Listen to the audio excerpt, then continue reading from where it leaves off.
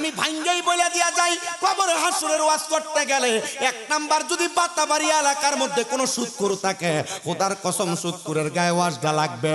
আপনারা বলেন বাবারা, ওয়াজ মাহফিল যদি সুদখোরের উপরে যায় পরে আপনাদের কোনো অসুবিধা আছে? জোরে বলেন না বাবা, কোনো অসুবিধা আছে? আপনার এলাকার মধ্যে যদি কোনো ভূমিদস্যু থাকে, চান্দাবাজ থাকে, ওয়াজটা যে তার উপরে চলবে। শুধু তাই না, যারা হারাম করে পরের হক মাইরা খায়, আজকের ওয়াজটা যে তাদের উপরে চলবে। কারণ কি, যদি আপনাদেরকে প্রশ্ন করা হয় আপনারা বলবেন হুজুর এই সুদখোরগুলো আমাদের সমাজকে নষ্ট করে দিয়েছে, এই ঘুষখোরগুলো আমাদের সমাজকে নষ্ট করে দিয়েছে। শুধু সমাজকে নষ্ট করে দেয় না, এলাকাতে এমন ভাবে সুদের টাকা লাগায়, বহু মানুষ আছে সুদের টাকা পরিশোধ করতে যায় বাপের দিনা ভিটা পর্যন্ত বিক্রি করা লাগে। সুদের টাকা পরিশোধ করতে যায় কিস্তি তুলা নিজের সংসারের সব খরচ ব্যয় করে দেওয়া লাগে। এমন অনেক মানুষকে দেখা যায় 1 লাখ টাকা এলাকা থেকে বাৎসরিক 30,000 টাকা করে সুদের টাকা করে খায়। আপনারা বলেন এমন সুদখোর সমাজে আছে না নাই? শুধু আছে বললেই চলবে না। আগে এলাকাতে বেড়া মানুষে সুদ খাইতো, এখন কিন্তু বাড়ি বাড়ি মহিলারাও সুদের টাকা লাগায়। এরা কি একটাবার মরার কথা চিন্তা করে না? আবার শুধু মহিলারা সুদের টাকা লাগায় না, খবর লইয়া দেখা যায় এলাকাতে মানুষ সুদখোর বলবে, এই জন্য ব্যাংক থেকে এলাকার জায়গা জমি বিক্রি কইরা ব্যাংকের মধ্যে এফডিআর নাম দিয়া 10 বছর 15 বছরের জন্য 10 লাখ 20 লাখ টাকা রাখা দেয়। দোকানে যদি জিজ্ঞাসা করে কাকা কোনো কাজ কাম করেন না, চলেন কেমনে, এবার কয় আল্লাহ সালাই কিন্তু ব্যাংকের থেকে সুদের টাকা তুইলা খায়। আপনারা বলেন এমন ন্যাশনাল সুদখোর সমাজের মধ্যে আছে না নাই? আরেকটা সুদ, আপনার বউ আপনার বইলা খাওয়াই, বলে হুজুর বলেন কি? বলে হ্যাঁ। দেখবেন আপনার স্ত্রী আপনারে কত সুন্দর কানে কানে বলে, তুমি যে যা কামাই করো সব খরচ করে ফেলো, আমরা ছেলে মেয়ের একটা ভবিষ্যৎ আছে, আসুন আমরা ব্যাংকের মধ্যে একটা ডিপিএস করি। 3.5 লাখ 5 লাখ 7 লাখ টাকা রাখলে এটার ডাবল বছর অথবা 3 বছর 4 বছর পরে ডাবল হিসাবে ফেরত দিবে। এমন ডিপিএস এর নাম দিয়া সুদের টাকা খায় সমাজে এমন পুরুষ মহিলাও আছে না নাই? আমি আপনাদের সবার কাছে আবদার জানাই, এ প্রিয় মুসলমান, আল্লাহর নবী তিরমিজির একটা হাদিসে মুবারাকা যখন আমাদেরকে কুমিল্লা আলিয়া মাদ্রাসার মধ্যে পড়াইতেছিল কামেল 2য় বর্ষে, আমাদের হুজুর বলতেছে বাবা, হারাম যারা খায়, সুদের টাকা যারা খায়, মানুষের টাকা মেরে খায় যারা, এদের ব্যাপারে আল্লাহর নবী একটা হাদিসে মুবারাকা বলছেন বড় শক্তভাবে। এই হাদিসটা হযরত আবু সাঈদ খুদরি রাদিয়াল্লাহু তাআলা আনহু বর্ণনা করেছেন। এই হাদিসটা হযরত সিদ্দিক আকবরের জবান মোবারক থেকে শুনেছেন। এই হাদিসটা হযরত আনাস ইবনে মালিক রাদিয়াল্লাহু তাআলা আনহু, এই হাদিসটা হযরত জাবির ইবনে সামুরা রাদিয়াল্লাহু তাআলা আনহু, 4 জন সাহাবায়ে কেরাম এবং 4 জন হাদিস বিশারদ একসাথে বর্ণনা করেছেন। নবী আমার বলেন উম্মত, আমি নবী যখন মেরাজের মধ্যে গমন করলাম, মেরাজ থেকে আসার পর আমি আমার সাহাবায়ে কেরামের কাছে উক্তি প্রকাশ করলাম, ও আমার সাহাবায়ে কেরাম, আমি নবী যখন মেরাজে গেলাম, আমার আল্লাহ তাআলা আমি নবীর 2টা নিদর্শন দেখাইছে গো ইয়া রাসূলুল্লাহ। কোন 2টা নিদর্শন দেখাইছে? বলে একটা নিদর্শনের নাম হলো জান্নাত, আরেকটা নিদর্শনের নাম হলো জাহান্নাম। আমি নবী জাহান্নামের মধ্যে এক প্রকারের মানুষ দেখছিলাম, যে মানুষগুলাকে দেখতে কাল বুয়ুতিনে তাদের পেটটা একটা ঘরের মতো দেখা যায়। ও গো মায়ার নবী গো, ও মায়ার নবী, এরা কারা? বলে যারা সমাজে টাকা দিয়ে টাকা বাড়াইছে। এক কথায় বর্তমান সমাজের যারা সুদখোর, আল্লাহর নবীকে আমি দেখলাম তাদের পেটগুলা কাল বুয়ুতিন একটা ঘরের মতো। শুধু ঘরের মতো না, আমি নবী তাকে দেখলাম এদের পেটের মধ্যে হলুদ রঙের একটা লম্বা সাপ, 2 শিংওয়ালা, এদের কলিজার মধ্যে আঘাত করতেছে। ও মায়ার নবী গো, এমন সাপ যদি দংশন করে একটা মানুষ কি কষ্ট পায় না? একটা মানুষ কি আঘাতপ্রাপ্ত হয় না? নবী আমার জানিয়ে দেয়, শুধু আঘাতপ্রাপ্ত হয় না, এই মানুষগুলা সমাজের মধ্যে কীট পতঙ্গ হয়ে পয়সা থাকে।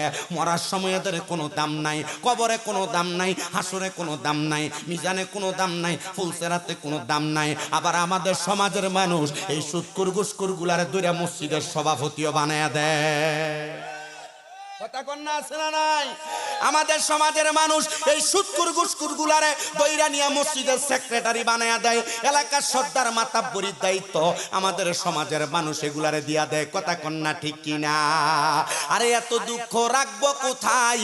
রাখার জায়গা নাই, আমাদেরই কপালেতে শান্তি বুঝি নাই। ওরে সুদে গোসে জীবন কাটে, কপালে তার দাগ, মক্কাতে যায় হজ করিতে, নামের আগে লাগায় হাজি হাজি সাহেব। ওরে সুদে ঘুষে জীবন কাটে, কপালে তার দাগ, মক্কাতে যায় হজ করিতে, নামের আগে লাগায় হাজি সাহেব। চা দোকানে বৈশা হাজি, টেলিভিশন চায়, হায়রে চা দোকানে বৈশা হাজি, টেলিভিশন চাই, হিন্দি গানের তালে তালে পা দুটি লড়ায়। এত দুঃখ রাখবো কোথায়, রাখার জায়গা নাই, আমাদেরই কপালেতে শান্তি বুঝি নাই। আপনারা বলেন সুদের টাকা দিয়া বড় বিল্ডিং বানাইছে, সুদের টাকা দিয়া সুন্দর করে চলে, এমন হারামখোর লম্বা লম্বা কথা সমাজের মধ্যে বলে, এমন হারামখোর সমাজের মধ্যে আছে না নাই? অভাব নাই মুসলমান, শুনো, এই হারাম যারা খায়, পরের হক যারা লুণ্ঠন করে খায়, মানুষের উপর জুলুম করে যারা খায়, অত্যাচার করে যারা খায়, আল্লাহর নবী কয়টা কিয়ামতের আলামত রে, কিয়ামতের আলামত। ইয়া রাসূলুল্লাহ, ইয়া হাবিবাল্লাহ, তাহলে তাদের ব্যাপারে কি আল্লাহ তাআলা কোনো ইঙ্গিত করেন নাই কোরআনুল কারীমে?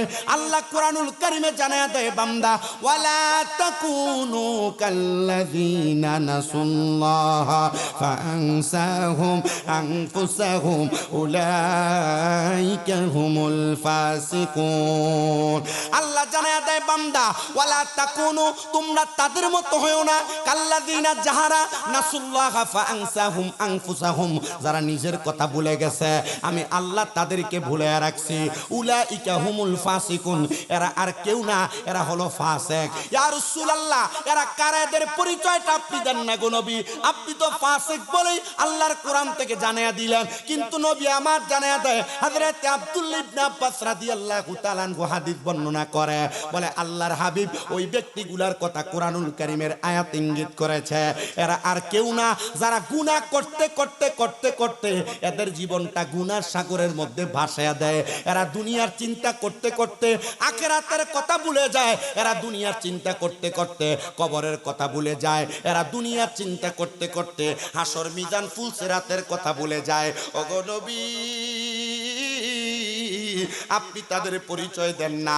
নবী আমার আল্লাহর কোরআন থেকে আবার জানায়া দেয় সাহাবায়ে কেরামের কাছে, ইন্নাল্লাযীনা কাফারু মিন আহলিল কিতাবি ওয়াল মুশরিকিনা ফি নারি জাহান্নামা খালিদিনা ফিহা উলাইকা হুম শাররুল বারিয়া।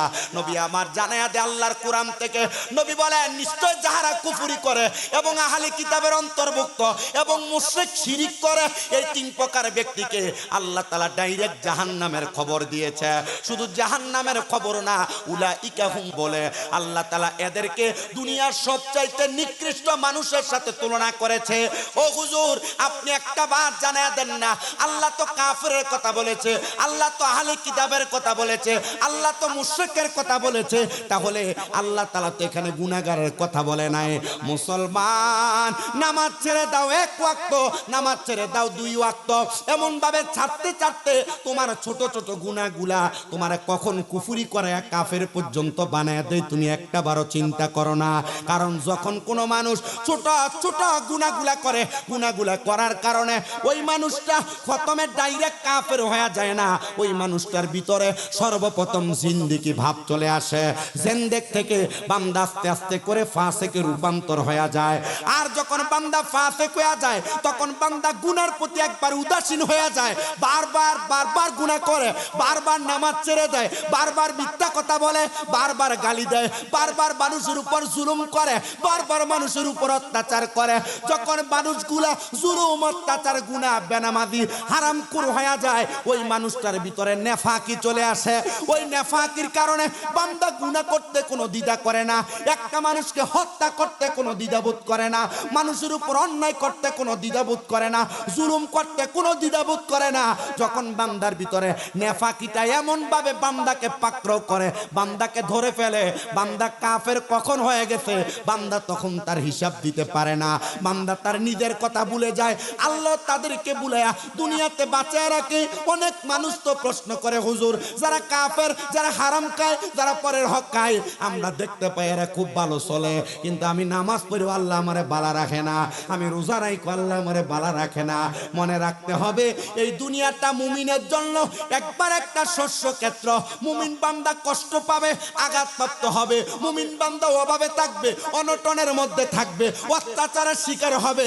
কিন্তু যারা দুনিয়ার জমিনের মধ্যে কাফের মুশরিক বেঈমান মুরতাদ হয়ে থাকবে, জিন্দিক হয়ে থাকবে, ফাসিক হয়ে থাকবে, এরা জুলুমের শিকার হওয়া লাগবে না। দেখবেন এরা হারাম খায়ও সুন্দরভাবে চলাফেরা করবে। প্রিয় মুসলমান, এ পাতাবাড়ি এলাকার পর্দার অন্তরালের মা, ওয়াজ শুধু পুরুষদের জন্য না, আমি আমার মাদের জন্য আমার ওয়াজটা করতেছি। মা, তুমি বেপরদা চইলো না, হারাম খায়ও না, পরের বাড়িতে যায় যায় নিজের চেহারা দেখে দেখে গুইরো না, বেপরদা বেহায়াপনায় লিপ্ত হয় না, পাতলা কাপড় পইরা শরীরের দেহটারে মানুষের সামনে প্রদর্শন করো না। মনে রাখতে হবে, এ বাতাবাড়িয়ার মানুষ, এই কাজগুলা তোমার জাহান্নামী বানায়া দিবে। হুজুর, এই জাহান্নামী মানুষ যারা, বদকার মানুষ যারা, বেঈমান মানুষ যারা, হারামখোর মানুষ যারা, এরা তো মারা যাবে। মারা যাওয়ার পর আল্লাহ তাআলা এদেরকে কেমন যন্ত্রণাদায়ক শাস্তির আন্ডারে নিয়ে যাবে। নবী আমার বলে, কবরের পরে হাসর, হাসরের পরে মিজান, মিজানের পরে ফুলসিরাত, এরপরে না জান্নাত আর জাহান্নাম। জানো দুনিয়ার বান্দারা, জানো একটা বান্দারে আমার আল্লাহ তাআলা, ওই বান্দা যদি জান্নাতি আর জাহান্নামী হয়, বান্দার জান্নাতি আর জাহান্নামী এই দুইটা বাপ কিন্তু আল্লাহ বান্দারে দুনিয়াতে প্রদর্শন করে নিবে। একটা মানুষ ইন্তেকাল করার পরে জান্নাতে গেল না জাহান্নামে গেল, এই মানুষটাকে চিনার জন্য আপনি দুনিয়াতে তো কোনো চেষ্টা করা লাগবে না, বান্দার মরণই বলে দিবে বান্দাটা কি জান্নাতি না জাহান্নামী। বান্দার ইন্তেকালের সময়টা সাকরাতুল মউতের বিছানায় বলে দিবে বান্দাটা জান্নাতি না জাহান্নামী। ওয়াজ মাহফিলে বইসা ওয়াজ শুনতেছেন, কথা সত্য, কিন্তু কালকে ফজরের নামাজ পড়বেন কিনা এটার গ্যারান্টি কিন্তু দিতে পারবেন না। ওয়াজ মাহফিলে বইসা ওয়াজ মাহফিল শুনতেছেন, কথা সত্য, আগামী কালকে থেকে মিথ্যা বলা বন্ধ করবেন কিনা এটার গ্যারান্টি দিতে পারবেন না। ওয়াজ মাহফিলে বসে ওয়াজ মাহফিল শুনবেন, কথা সত্য, আগামী কালকে থেকে পরনিন্দা করা, মানুষকে হিংসা করা, মানুষকে ধোঁকা দেওয়া, মানুষের সম্পদ লুণ্ঠন করা বন্ধ করতে পারবেন কিনা, এই চোখ দিয়া জিনা করবে করা বন্ধ করতে পারবেন কিনা, মুখ দিয়া জিনা করবেন কিনা বন্ধ করতে পারবেন কিনা তার গ্যারান্টি দিতে পারবেন না। তবে আপনি ওয়াজ মাহফিলে বইসা শুধু আপনার নিজের কানকে শান্তি করা, এটা যেন আপনার মুখ্য বিষয় না হয়। মনে রাখবেন, শোনার পর যদি আমল না করেন, আপনি এর চাইতে বেশি আরো গুনাহগার হয়ে যাবে। শুধু গুনাহগার হবেন না, ময়দানে মাশরে আপনার এই কানগুলাকে গরম সীসা দ্বারা ঢালাই করে দেওয়া হবে। হুজুর বলেন কি বলে? হ্যাঁ। এবার আপনারা বলেন, আমরা ওয়াজ কি শুধু শুনলেই চলবে না, আমলও করা লাগবে? সবাই তো জবাব দেয় না। শুনলেই চলবে না, আমলে বাস্তবায়ন করা লাগবে। আমলে বাস্তবায়ন করলে আগামী কালকে থেকে কি নামাজ চলবে না বন্ধ হবে? সুদ কি খাইবো না বন্ধ করব? বলে হুজুর, সুদের ওয়াজ এলাকার মসজিদের ইমাম সাহেব যে পরিমাণ করে, যদি সুদের ওয়াজ ইমাম সাহেব করতে করতে করতে করতে অবস্থা তো এমনিটাই যে হুজুর খালি একই ওয়াজ করে, কিন্তু হুজুর মানুষ তো সুদ খানা বন্ধ করে না। এটারে আল্লাহ ফাসিক কইছে। কি কইছে? ফাসিক বলছে। মাইকওয়ালা ভাই, এটা কি আপনার জেনারেটর? এটা ভবিষ্যতে যখন দিবেন সেটা খাড়াইয়ে দিয়েন, যে মিনিমাম মাইকের কাছে যেন আওয়াজ না আসে। আমি একটা আওয়াজ করছি, এরা এতক্ষণ শোনে না, আমি চুপ হয়ে দেখবেন শুনবো, আমাদের কষ্ট হয়। হ্যাঁ, আল্লাহ কবুল করেন, আমিন পড়েন। আপনাদের কষ্ট হইতেছে? আমি আমার জীবনে যত মাহফিল করছি আপনারা পাইছি আমি অদ্ভুত শ্রোতা। আপনারা ওয়াজ শুনতে রাজি, কিন্তু বক্তার লোকে কথা বলতে রাজি না। যতটুকু বুঝতে পারলাম, টানা ওয়াজ করতেছি, কথা বলতেছি, আপনারা বসে ওয়াজ শুনতেছেন আলহামদুলিল্লাহ, একবার মনোযোগের সাথে ধৈর্য নিয়ে শুনতেছেন। কয়েকটা যে মোটামুটি মুখে তালা লাগাইছে, এরা বোম মারলো, এর মহিদা সুবহানাল্লাহ বাইরে না। আল্লাহ আমাদেরকে বোঝার তৌফিক দান করেন। আমিনের আওয়াজও দিছে না, মুহাব্বতে কন্যা আমিন। আচ্ছা বলেন এবার, হারামখোর যারা, বেনামাজি যারা, মুশরিক বেঈমান যারা, মুনাফিক যারা, এরা একভাবে মরে আর ভালো মানুষ আরেকভাবে মরে। কারণ হারামখোরের মরণ আর ইমানদারের মরণ এক হইতে পারে।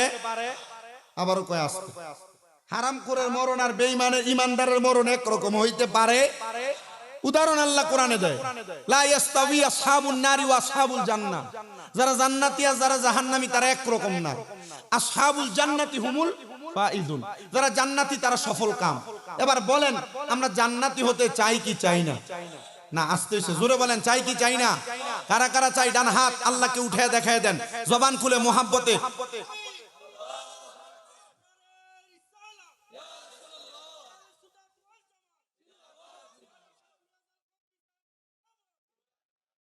আসলে জান্নাতে যাইতে চান, তাকবীরে টেম্পার খারাপ, একটু মহাব্বতে তাকবীর দিয়েন, জজবানিয়া তাকবীর দিয়েন। এর লাগে দেখেন না মুসলমানের মাইরা হোতাইলে তাছে চারিদিকে।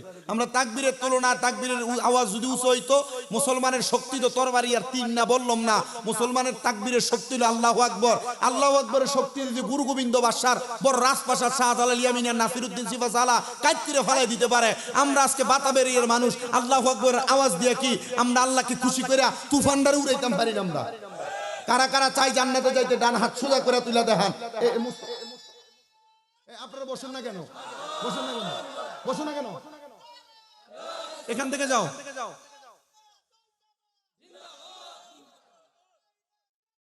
জিন্দাবাদ।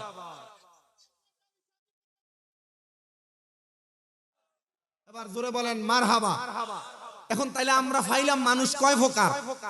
একটা পাইলাম ইমানদার, আর একটা পাইলাম হারামখোর, বেঈমান, সুদখোর, ঘুষখোর, জিনাখোর, যা আছে বরবাদ একটা, ঠিক কি না?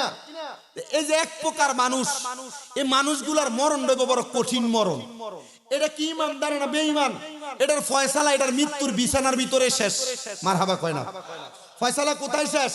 মৌতের যে বিছানা, এই বিছানায় শেষ। কেমনে শেষ? দেখবেন এটা মারা যাওয়ার সময় বিছানা ফসরাবার পায়খানা করে দিবে। এক নাম্বার, মারা যাওয়ার সময় দেখবেন এটা নাকে মুখে দিয়ে রক্ত ছেড়ে দিব। দুই নাম্বার, মারা যাওয়ার সময় দেখবেন জিহ্বায় কামড় দিয়ে মরবো। তিন নাম্বার, চার নাম্বার দেখবেন মারা যাওয়ার সময় চোখগুলা উল্টে যাবে। পাঁচ নাম্বার দেখবেন মারা যাওয়ার সময় এটার তো নাকে মুখে রক্ত বাইরে হইলো, চোখ উল্টে গেল, জিহ্বায় কামড় দিল, এটা জিহ্বায় কামড় দিল, এটার রক্ত কানা পড়ে গেল, সব হয়ে গেল। কিন্তু এটা যে এভাবে মরলো এটা বুঝবেন কেমনে? আর এটা মরার সময় কষ্টটা পাবে কেমনে? আল্লাহর হাবিবের 60টা হাদিসে মুবারাকার আলোকে আমি আমার ওয়াজটা ইতি টানবো। এরপরে আজকের মাহফিলের যিনি প্রধান বক্তা উস্তাদুল উলামা আল হাফেজরত মাওলানা মফিজুল ইসলাম হুসাইনি হুজুর আপনাদেরকে নিয়ে আইসা দোয়া করবে। তামারুক আছে, তামারুক নিয়ে এরপর আপনারা বাড়িতে যাবেন। আপনাদের কি কষ্ট হবে? কষ্ট হবে? এরকম মুহাব্বতে দুরূদ শরীফ পড়েন। আল্লাহুম্মা। এই ছেলে, এই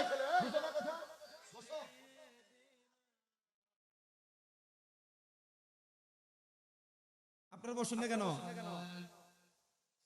এই বেগলা বসো না কেন? কি হইছে? বসো বসো। আল্লাহুম্মা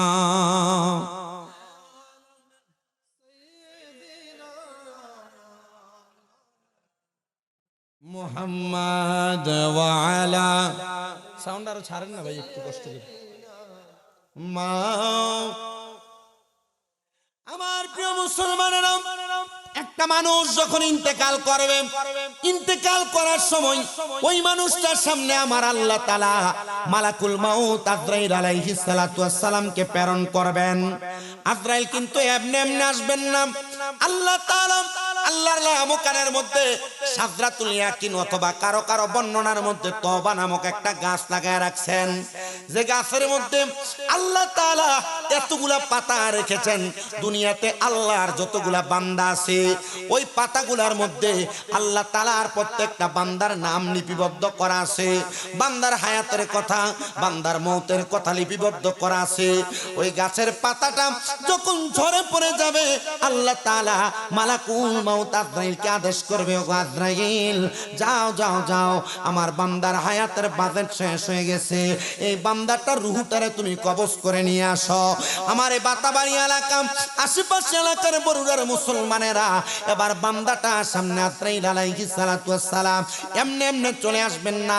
আমার আল্লাহ তাআলা ওই বান্দাটার সামনে সর্বপ্রথম আজরাইলকে পাঠানোর আগে দুইটা ফেরেশতা পাঠিয়ে দিবে, যেই ফেরেশতাদের চোখের রংগুলা হবে একবারে নীল রঙের।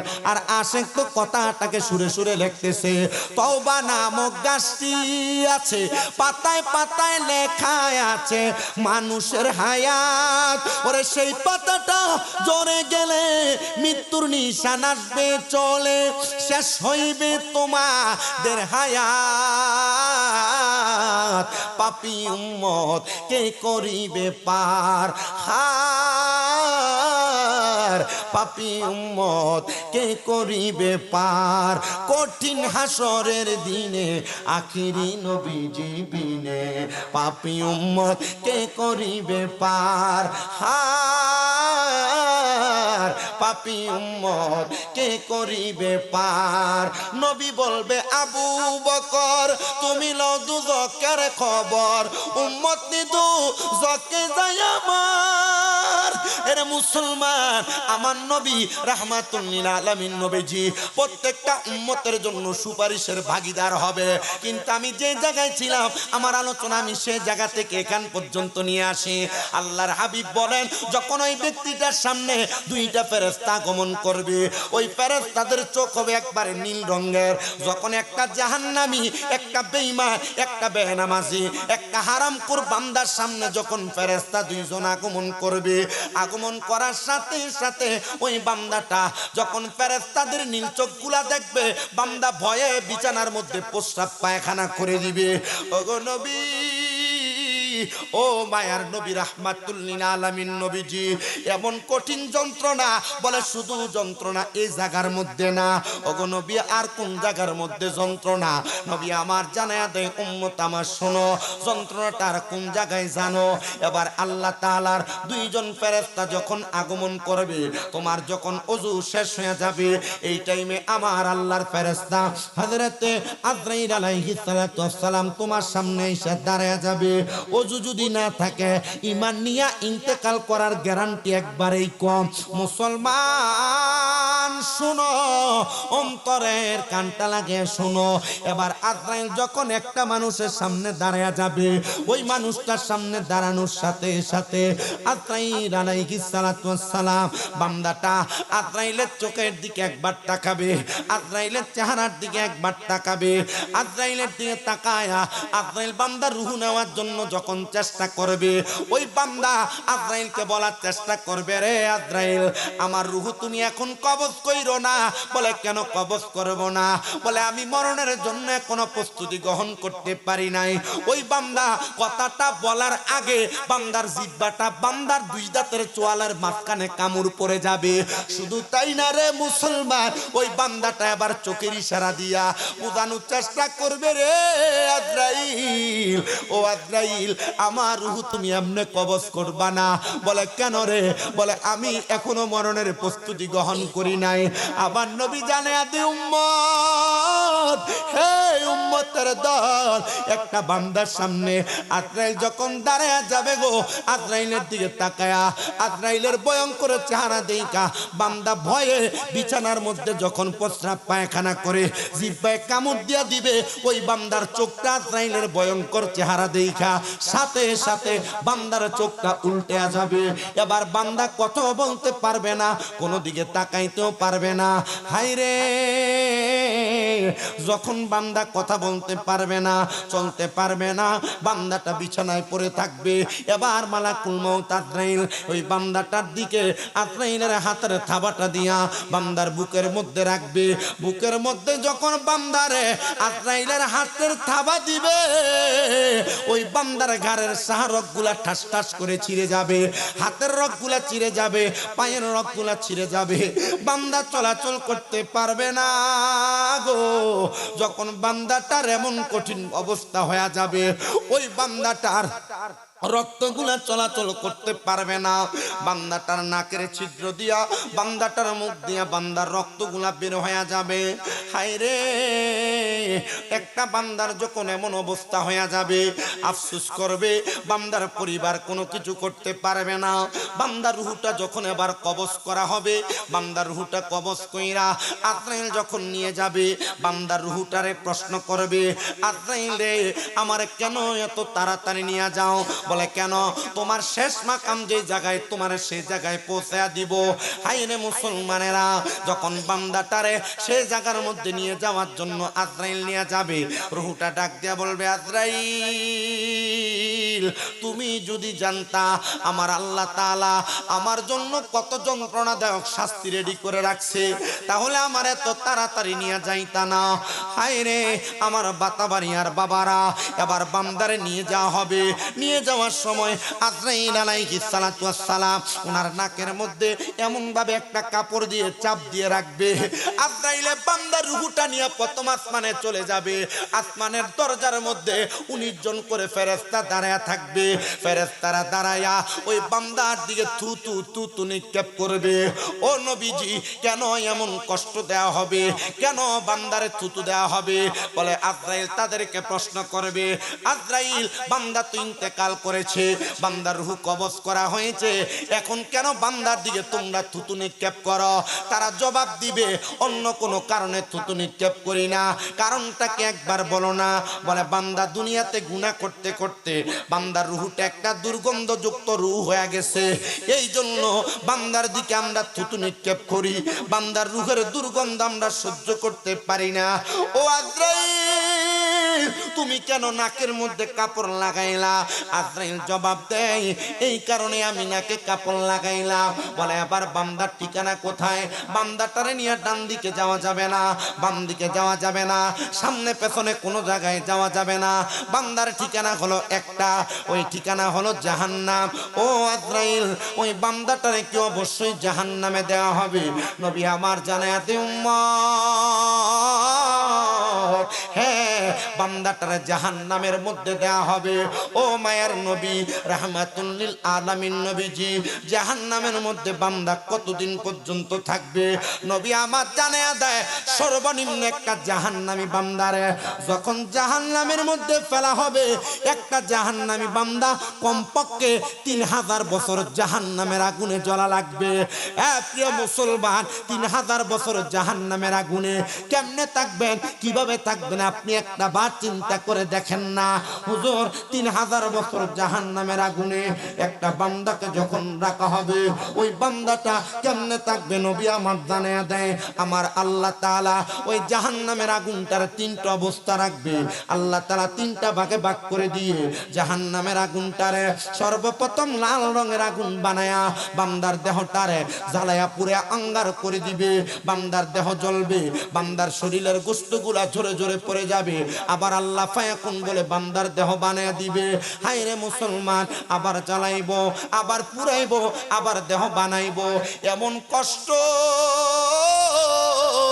এমন কষ্ট দেওয়া হবে, এই কষ্ট তো সহ্য করতে পারবে না। দেহ তোমার চর্মচর গলে পচে যাবে, শিরায় উপশিরাগুলো ছিন্ন ভিন্ন হবে, দণ্ড মেরু দণ্ড সবই হবে খণ্ড খণ্ড, পরে রবে মাটি রয় পর। রে মন আমার, কেন বান্দ দালান ঘর? রে মন আমার, কেন বান্দ দালান ঘর? হ্যাঁ, বাতাবাড়িয়ার মানুষ, দেহটারে যখন আমার আল্লাহ তাআলা জ্বালাইব, দেহটারে জ্বালায়া বান্দার জাহান্নামের আগুন যখন 1000 বছর জ্বলবো, 1000 বছর জ্বলার পরে বান্দার জাহান্নামের আগুনটারে সাদা ধোঁয়াযুক্ত আগুন বানায়া আবার আমার আল্লাহ তাআলা ওই বান্দাটার আগুনের মধ্যে আরো 1000 বছর জ্বালাইব। এবার 3 নাম্বার সময় যখন আসবে, এই আগুনটার রংটারে আমার আল্লাহ তাআলা কালো ধোঁয়াযুক্ত আগুন বানায়া বান্দাটারে এমন ভাবে আঘাত করা হবে। সাহাবায়ে কেরাম কান্দে আর ডাক দিয়ে বলেন, ইয়া রাসূলুল্লাহ, সহ্য করবে, তাদেরকে কি একটু পরিত্রাণ দেওয়া হবে না? নবী আমার জানায়া দে উম্মত, হ্যাঁ, তাদেরকে পরিত্রাণ দেওয়া হবে। যখন বান্দা 3000 বছর জ্বলবে, জ্বলার পর বান্দাটারে এমন একটা জায়গায়, এমন একটা মাকামে দাঁড় করে দেওয়া হবে। বান্দাটা ওই মাকামে দাঁড়াইবে, বান্দাটারে তখন প্রশ্ন করা হবে, কি বলবা বলো? তখন বান্দা কোনো জবাব দিতে পারবে না। আপনি আমি মনে করতেছি আমরা আল্লাহর কাছে বলবো, এ ফেরেশতার দল, আমাদেরকে ক্ষমা করানোর ব্যবস্থা করো, আমাদেরকে মাফ করানোর ব্যবস্থা করো। না রে না, তখন একটা বান্দা ক্ষমা চাইবে না, একটা বান্দা মাফ চাইবে না। বান্দাটা ডাক দিয়া বলবে, পানি পানি পানি বলে 3 বার চিৎকার করবে। সাহাবীরা ডাক দিয়া কয়, নবী গো, ইয়া রাসূলুল্লাহ, নবী আপনি বলেন না, তখন কি তাদেরকে পানি দেওয়া হবে? নবী আমার কান্দন করে দেয় আর ডাক দিয়া কই, ওগো সাহাবায়ে কেরাম, হ্যাঁ তাদেরকে পানি দেওয়া হবে। মায়ার নবী, রাহমাতুল লিল আলামিন নবী, কেমন পানি তারা পান করবে? বলে দুনিয়ার কোন সাধারণ পানি তারা পান করতে পারবে না। ওগো নবীজি, আপনি একটাবার বলেন না কেমন পানি পান করবে? নবী আমার জানায়া দেয়, অন্য জাহান্নামীদেরকে জাহান্নামের আগুনে জ্বালায়া পুরায়া যেই রক্তপুষগুলা তৈরি হয়, ওই রক্তপুষগুলা বান্দাটারে লোহার একটা গরম পাত্রে আগুনে গরম কইরা ওই লোহার পাত্রটা বান্দার সামনে দেওয়া হবে। রক্ত আর পুষগুলা মানে অন্যান্যদেরকে আগুনের মধ্যে জ্বালানোর কারণে যেই রক্তপুষগুলা নিচে পড়ছে, এগুলাকে হাদিস শরীফের ভাষায় বলা হয় তিনাতুল খাবাল। ওই তিনাতুল খাবাল গুলা দেওয়া হবে বান্দাকে পান করার জন্য। ও নবী, তখন কি বান্দা পান করবে?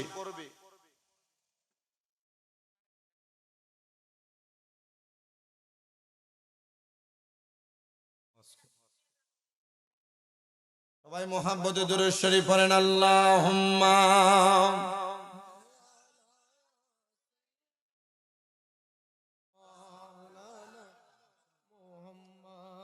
ওয়া আলা আলি।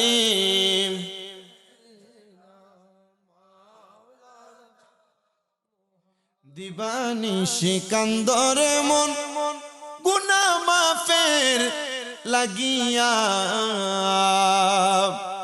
মাফ করিয়া দিবেন তিনি, যিনি রহমতের খাজিনা। আল্লাহুম্মা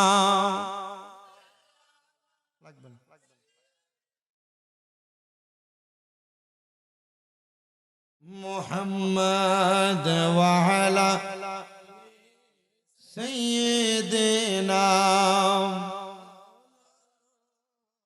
আমার মরণের কতদিন বাকি আমি জানিলাম না গো, আল্লাহ মরণের কতদিন বাকি, বলেন না, আমার মরণের কতদিন বাকি আমি জানিলাম না গো, আল্লাহ মরণের। আর হায়াত হইল হাতে বাইরে, মৌত হইল পায়ে, যেই জায়গায় যার মরণ লেখা সে জায়গায় সে মরে আমি বুঝিলাম না গো, আল্লাহ মরণের কতদিন বাকি, আমার মরণের কত আমি জানিলাম না গো, আল্লাহ মরণের কতদিন বাকি। হঠাৎ আজরাইল আসিয়া যেই দিন হস্তে দিবা দড়ি, হঠাৎ আজরাইল আসিয়া যেই দিন হস্তে দিবা দড়ি, তখন আমার মনা বাই করবে লুকা চুরি আমি বুঝিলাম না গো, আল্লাহ মরণের কতদিন বাকি, আমার মরণের কতদিন জানিলাম না গো, আল্লাহ মরণের কতদিন বাকি। আর 30 পারা কোরআন বাইরে মনে রাখো তয়, কোন জায়গায় কোন হরফ রেখা রাখিও প্রলয় আমি বুঝিলাম না গো, আল্লাহ মরণের কতদিন বাকি, আমার মরণের কতদিন বাকি আমি জানিলাম না গো, আল্লাহ মরণের কতদিন বাকি। একটা জবান বন্ধ রাখবেন না, চিৎকার মেরে বলেন আল্লাহু আকবার। প্রিয় মুসলমানেরা, বান্দাটারে যখন শাস্তি দিয়া জাহান্নামের আগুনের মধ্যে পুরায়া 3000 বছর পরে বান্দাটারে দাঁড় করে দেওয়া হবে, ওই বান্দাটা পানির পিপাসায় হাহাকার হাহাকার করতে থাকবে। হায়রে কবর কিন্তু তখন বান্দার প্রতি ভালো ব্যবহার করবে না। বলে হুজুর কবর পর্যন্ত পাইলামই না, এখন তো শুধু বান্দার রূহ কবজ করা পর্যন্ত পাইলাম। এ প্রিয় মুসলমান, যখন বান্দার রূহটা কবজ করে নিয়ে চইলা গেল, নিয়ে যাওয়ার পরে এবার বান্দাটার দেহটার দাফন করা হবে। ওই কবরে যখন রাখা হবে, এক নাম্বার বান্দার কবর হবে ভয়ঙ্কর অন্ধকার, দুই নাম্বার বান্দার কবর হবে একবারে সংকীর্ণ, মানে কবর হবে একবারে ছোট। হুজুর বলেন কি, আমরা তো কত সুন্দর লাশের মাপ নিয়া, লাশের লম্বা মাপ নেই, লাশের পাতাইলা মাপ নেই, নিয়ে আমরা লাশের জন্য কবরটারে খুইরা লাশটারে কবরে শোয়া দেই। হুজুর বলেন কি গো, তাইলে তো এই কবরের মধ্যে বান্দার কবর সংকীর্ণ হওয়ার কথা না। বলে না না না, বান্দা দুনিয়াতে জুলুম করার কারণে, অত্যাচার করার কারণে ওই বান্দার কবরটারে সংকীর্ণ করে দেওয়া হবে। মুসলমান, যখন কবরটারে সংকীর্ণ করা হবে, ওই কবরটা যখন ছোট হয়ে যাবে, এত কষ্ট হবে রে। যারা সমাজের মধ্যে মানুষের জায়গা দখল করো, মানুষের বিন্দু পরিমাণ সম্পদ আহরণ করো, মানুষের জমি তুমি লাইল ঠেলা ঠেলা তোমারটারে বাড়াও, মনে রাখবা রে, মনে রাখবা, আল্লাহর হাবিব তিরমিজির হাদিসে বলতেছে, যদি কোনো মানুষ বিন্দু পরিমাণ সম্পদ কারোর দখল করে, ওই সম্পদের শাস্তবক পরিমাণ একটা বান্দার গলার মধ্যে ঝুলে দেওয়া হবে। দখল কইরো না, সম্পদ হরণ কইরো না, মানুষের জমি দখল কইরো না, এমন কষ্ট দেওয়া হবে রে, জুলুমকারী হিসেবে বান্দাটারে কবরের মধ্যে আযাব প্রাপ্ত করা হবে। ওই মানুষের সম্পদ দখল করার কারণে, মানুষের প্রতি জুলুম করার কারণে, অত্যাচার করার কারণে বান্দা কবরের মাটি তোমারে এমন ভাবে চাপ দিবে, এমন ভাবে আঘাত করবে রে, তোমার ডান দিক দিয়ে এমন ভাবে চাপ দিবে, ডান দিকের পাঁজরের হাড্ডিটা ভাঙ্গা বান্দার বাম দিক দিয়া বের হয়ে যাবে, বাম দিকের পাঁজরের হাড্ডি ভাঙ্গা বান্দার ডান দিক দিয়া বের হয়ে যাবে। এত কষ্ট,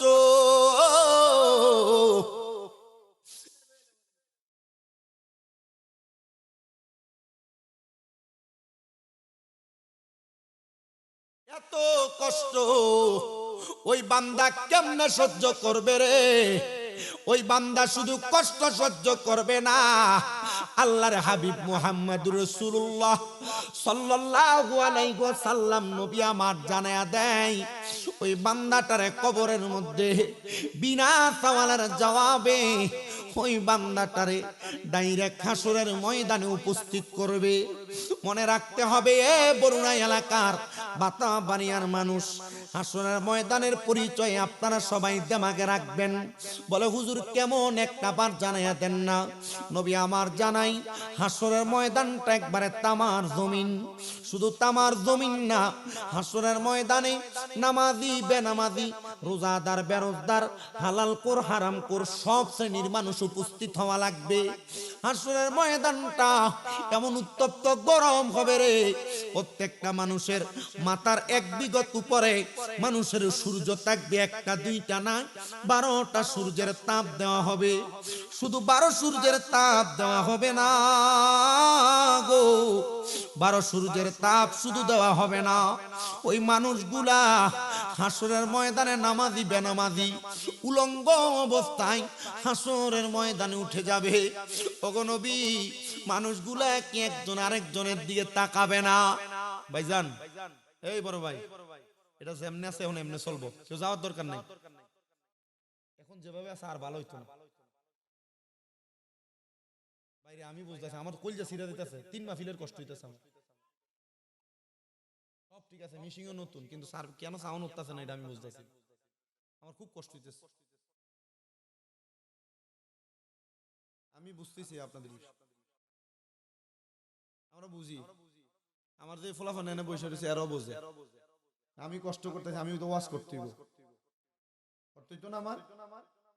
আমি বলি আপনারে, এখন হাজার চেষ্টা করলে কি ঠিক হবে? তাহলে এখন আর আমরা কোনো কিছু বলার দরকার নেই, যেমন আছে এখন আর লড়সড় করা যাবে না, যেভাবে আছে এভাবে মাইনা নেন। আল্লাহ আমাদেরকে কবুল করেন। আসতে বলছেন আপনারা, আরো জোরে কোন না, আমিন কোন। কইলাম কইল যে সিরা দিতেছে। সবাই একটু মোহাব্বতে দুরূদ শরীফ পড়েন আল্লাহুম্মা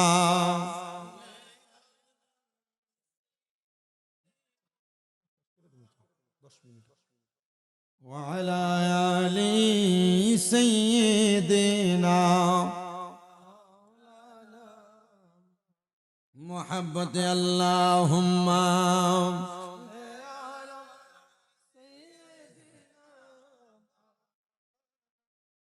মুহাম্মদ ওয়া আলা আলি সাইয়্যিদিনা সংসার সংসার কো ওইরা ববে গো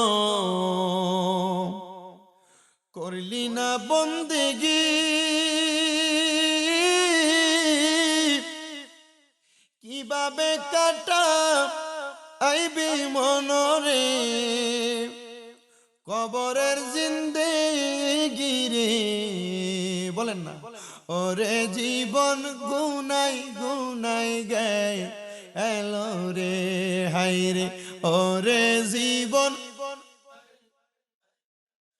এলো রে বলেন সংসার সংসার কো ওইরা ববে গো করিলি না বন্দেগি কিভাবে কাটা আইবে মনরে কবরের জিন্দেগি রে হাই রে ওরে জীবন গেল রে হাই রে ওরে জীবন গুনাই গুনাই গেল রে হাই রে বাড়ির পাশে পুকুর পারে রে বাজবি সুখের গো ভাইও নাই তোর বা আন্দব নাই রে কে লইবে খবর রে হাই রে ওরে জীবন গেল রে হাই রে ওরে জীবন গেল রে হাই রে পড়বি পড়বি বলের যুবক নামাজটা পড়লি না কবর দেশে মা আউলার কাছে রে জবাব দিতে তো পারবি না রে হাই রে ওরে জীবন গুনাই গেল রে হাই রে ওরে জীবন গুনাই গুনাই গেল রে বলেন সংসার সংসার কো ওইরা ববে গো ডাকলি না মাওলা রে কি জবাব তুই দিবি মনরে ওই পারে গাছো ওরে রে হাই রে ওরে জীবন গেল রে হাই রে ওরে জীবন গুনাই গুনাই বন্ধুরা রে আমার একটা বান্দারে যখন এমন ভাবে শাস্তি দেওয়া হবে মনে আসেনি বান্দারে কিন্তু দুনিয়ার কোনো পানি দিবে না বান্দাটারে কিন্তু কবরের মধ্যে জাহান্নামীদের রক্ত আর পুঁজগুলা দেওয়া হবে পান করার জন্য আল্লাহর হাবিব মুহাম্মদুর রাসূলুল্লাহ সাল্লাল্লাহু আলাইহি ওয়াসাল্লাম নবী যখন এই কথাগুলা বললেন নবী সাহাবায়ে কেরাম কান্না করা শুরু করে দিলেন মসজিদে নববীর ভিতরে সাহাবায়ে কেরাম গড়াগড়ি করে কান্না করতেছে হায় রে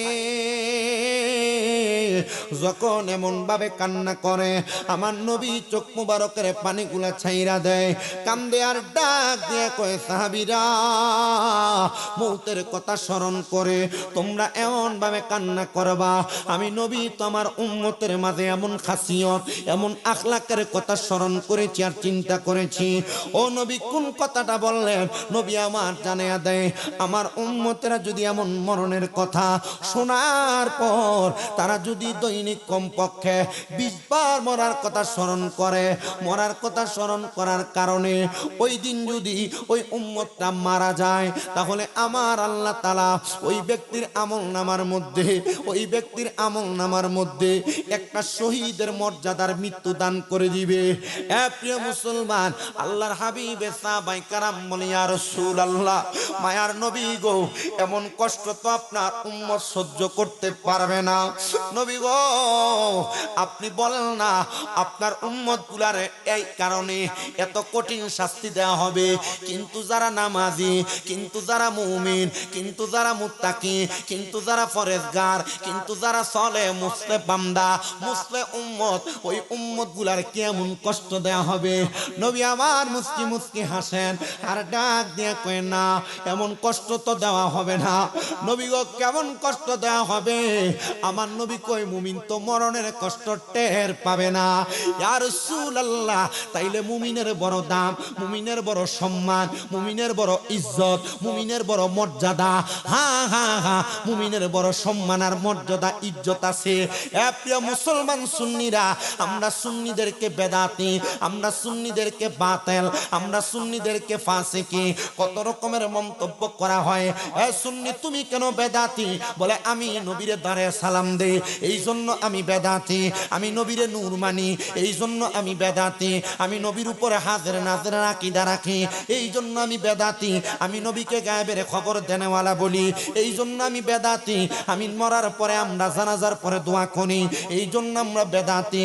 আমরা 4 দিনের অনুষ্ঠান করি, এই জন্য আমরা বেদাতি। আমরা 40 দিনের অনুষ্ঠান করি, এই জন্য আমরা বেদাতি। খোদার কসম, নবীর প্রেমে পাগল হইয়া এমন বেদাত করার জন্য তকদির লাগে। কারণ নবীকে দাঁড়ায়া সালাম দেওয়ার জন্য আমরা সুন্নিরা দলিল খুঁজি না। আমরা বিশ্বাস করি, নবীরে যদি মুহাব্বতে দাঁড়ায়া সালাম দেই, আমাদের ঈমান পরিপূর্ণ থাকবে। নবীর সম্মান, ইজ্জত, আজমত গাই, আমাদের ঈমান পরিপূর্ণ থাকবে। আমাদেরকে কেউ ভণ্ড বেদাতি বলবে, এটা আমরা পরোয়া করি না। আমরা একটা বিশ্বাস রাখি, আমরা যদি নবীর শান ও আজমতের উপর অটল থাইকা আমরা ইন্তেকাল করি, আমাদের মরার পরে রাহমাতুল লিল আলামিন নবী আমাদেরকে তরায়া জাহান্নামী থেকে জান্নাতি বানানোর ক্ষমতা নবীর আছে না নাই? আর জোরে জোরে বলেন না, আছে না নাই? আরে নবী তুমি আমার হয়ে যাও, নবী তুমি আমার হয়ে যাও। হাইরে তুমি আমার, আমি তোমার, তুমি আমার, আমি তোমার, একবার কথা দাও। তুমি আমার, আমি তোমার, একবার কথা দাও। নবী তুমি আমার হয়ে যাও, নবী তুমি। তোমায় ভালোবাসি হৃদয়ের টানে, মন বসে না কোনো কাজে তুমি বিহনে। তোমায় ভালোবাসি হৃদয়ের টানে, মন বসে না কোনো কাজে তোমায় বিহনে। হাইরে গুনাহগার উম্মত ডাকে একবার সারা দাও, গুনাহগার উম্মত ডাকে একবার সারা দাও। নবী তুমি আমার হয়ে যাও, নবী তুমি আমার হয়ে যাও। হাইরে তুমি আমার, আমি তোমার, তুমি আমার, আমি তোমার, একবার কথা দাও। নবী তুমি যাও, নবী তুমি আমার। আরে আছো তুমি রোজারি মাঝে, গুনাহগার উম্মত ডাকিলে দেখা দাও তারে। হায়রে আছো তুমি রোজারি মাঝে, আশিক উম্মতে ডাক দিলে দেখা দাও তারে। হায়রে তুমি আমার, আমি তোমার, তুমি আমার, আমি তোমার, একবার কথা দাও। নবী তুমি আমার হয়ে যাও, নবী তুমি আমার হয়ে যাও। একটা জবানও বন্ধ রাখবেন না। আপনারা বলেন, নবীর প্রেমিক মুমিন যারা, তারা কি বেঈমানের মতো মরে না ইমানদারের মতো মরে? হ্যাঁ মুসলমান, আমার হুজুর কিন্তু সাবজেক্ট দিছে 3 তিনটা, শেষ করলাম মাত্র একটা। আমার পক্ষে এর চাইতে বেশি ওয়াজ করা সম্ভব না। আমি চেষ্টা করেছি আপনাদের কাছে বেঈমানের মৃত্যু সম্পর্কে বয়ান করে দেওয়ার জন্য। শুধু আমাদের মফিজুল ইসলাম হুসাইনি হুজুর আসার আগ পর্যন্ত আমি মুমিনের আলোচনাটা করে আপনাদের থেকে বিদায় নিব। আমরা জান হুজুরের আনন্দ, শুধু আমি আপনাদের কাছ থেকে বিদায় নিব। প্রিয় মুসলমান ইমানদার, আমি আপনাদের জ্ঞাতার্থে বলি, এবার যখন কোনো মুমিন মারা যাবে, মুমিন মারা যাওয়ার আগে আমার আল্লাহ তাআলা বেঈমানের কাছে যেহেতু দুইটা ফেরেশতা পাঠাইছে, মুমিনের তো একটা সম্মান আছে, মুমিনের তো একটা ইজ্জত আছে, মুমিনের তো একটা তাজিম আছে। মুমিনের সম্মানে আল্লাহ তাআলা মুমিন বান্দার কাছেও দুইটা ফেরেশতা প্রেরণ করে দিবে। ওই দুইটা ফেরেশতা যখন মুমিনের কাছে আসবে,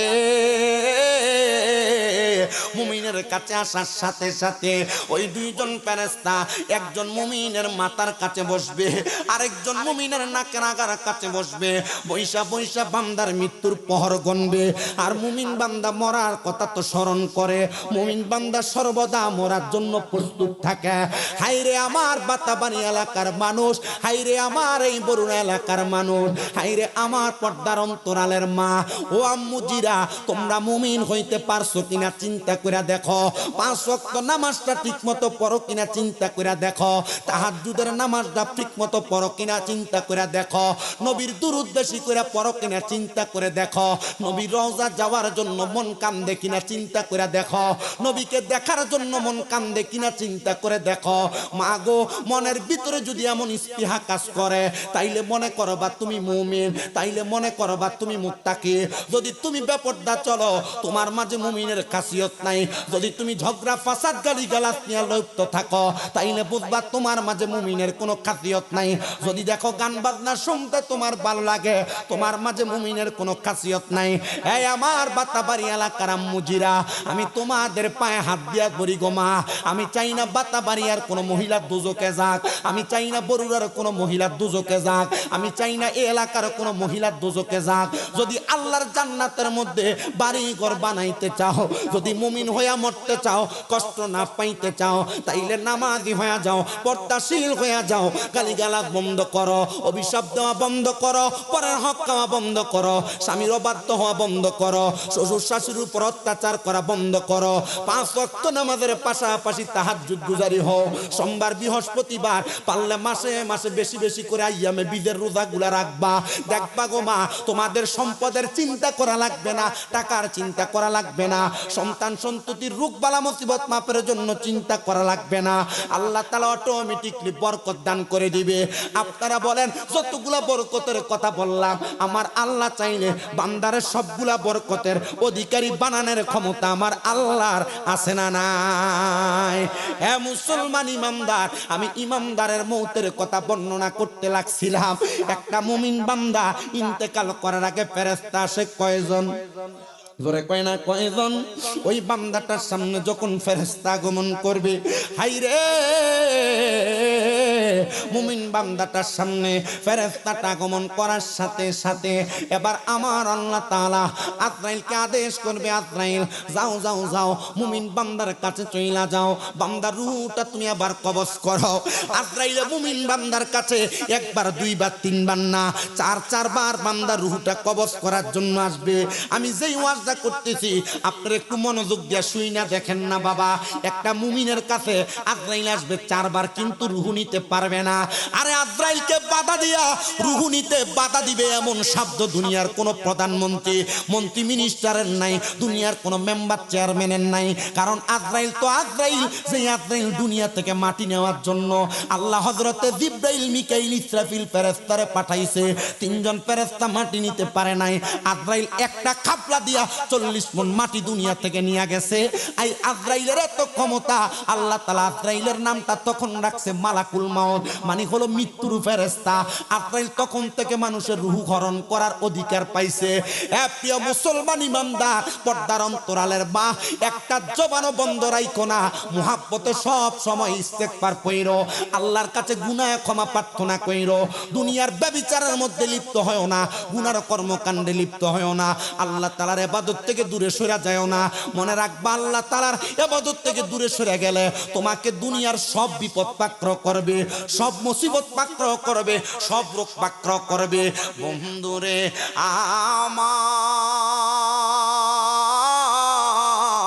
আমার, ও আমার এই বাতাবাড়িয়ার মানুষেরা